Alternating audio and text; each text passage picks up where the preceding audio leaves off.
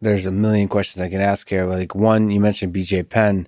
You first of all, you're undefeated in the UFC, and one of the fights you've had is against BJ Penn, which is kind of an incredible fight. You won performance of the night. What did it feel like to face BJ Penn and to beat him definitively as you did? Like, what's that whole experience like? I'll be honest, I didn't know if I was going to ever be able to fight again after beating Gray Maynard in 2016. I've had a couple of periods of those. I was about to join the army actually in when I was 30 before the UFC, before Jen sent me over to Ultimate Fighter. I didn't want to go because I was like, one, they're never going to pick me. Two, I'd be terrible for TV. Three, I'll probably say something. I'm going to get burned to death in the streets. I'm like, this isn't a great idea. And then she said, "Well, go out there, see what happens. Do it anyway. You'll regret it if you didn't." And then I ended up doing Ultimate Fighter, and then so I fought 3 times on the show, and then I fought for the finale. So that's 4 times in like 5 or 6 months, which was great.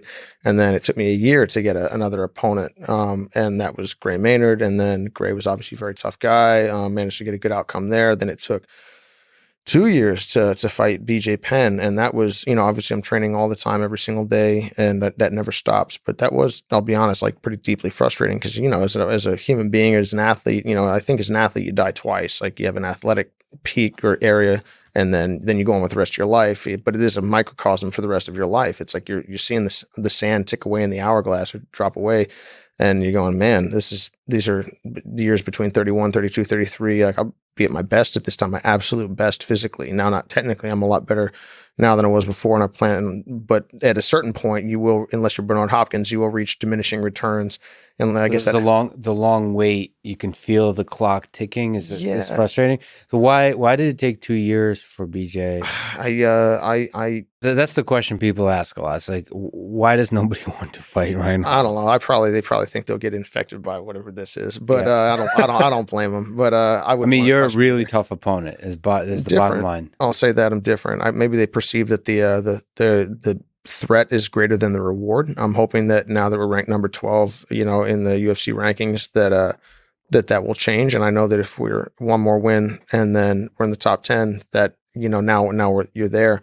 But what I've consistently found is that like randoms want to fight, and I'm like, go away. I didn't come here for you. Because if I wanted to just fight anybody, I could go down to a Waffle House and yell until like DMX shows up, and we can Yeah, fight because he'll be at the Waffle House too. Who am I kidding? I really want to hang out with DMX. yeah. But it's like you want to. When I had the Ryan opportunity, Hall and DMX oh at my god, Waffle that'd be House. so cool. That sounds like a Never, Netflix show or I would something. never fight DMX. We'd be on the same team. No.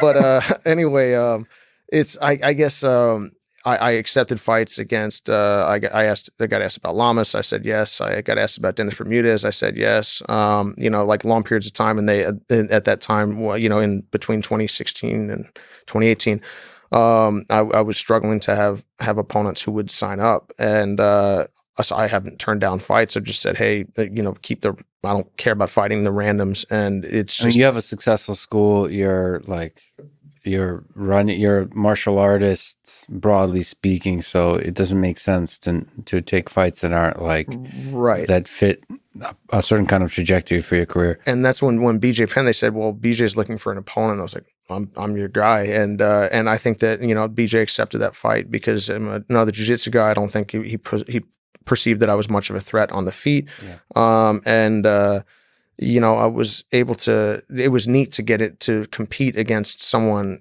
who's one of my heroes, one of the people I looked up to in MMA for the longest time. Were you intimidated by that? No, I love competing. I don't really get nervous or scared before fights. I'm not afraid to get hurt. I'm not afraid to win. I'm not afraid to lose.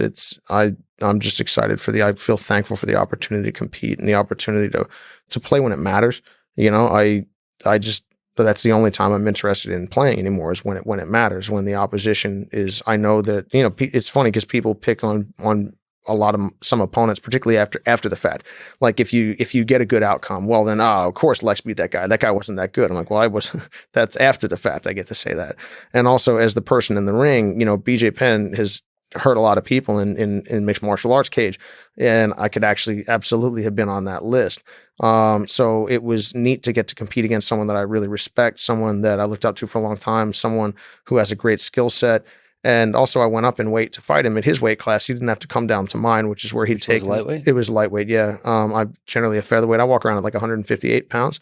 So What's lightweight and featherweight? Weight lightweight is class? 155 with a day before weigh-in, and featherweight is 145 with the day before weigh-in. So I'm a little bit more properly sized for featherweight.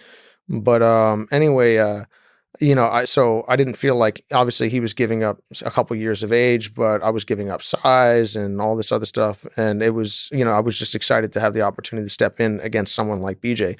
And we managed to get out of there with a good outcome without getting too banged up.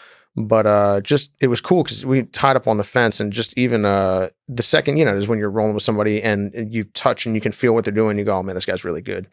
You can feel the calm, you can feel the small minor adjustments that they're making, the subtle things that they're doing. And that was one of those things that was really neat and gratifying because, you never know. Sometimes people that you've heard of are a little bit less technically proficient than you thought. And other times you'll meet some guy that you train, you're like, who the hell is this guy? How have I not heard of this person?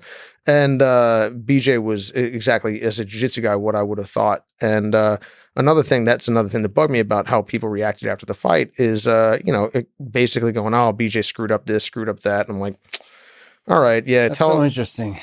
It's sad. That was, one of the, to me, I mean, as a fan of both, that was a beautiful moment. As a kind of passing of a torch in a sense of an exceptional performance.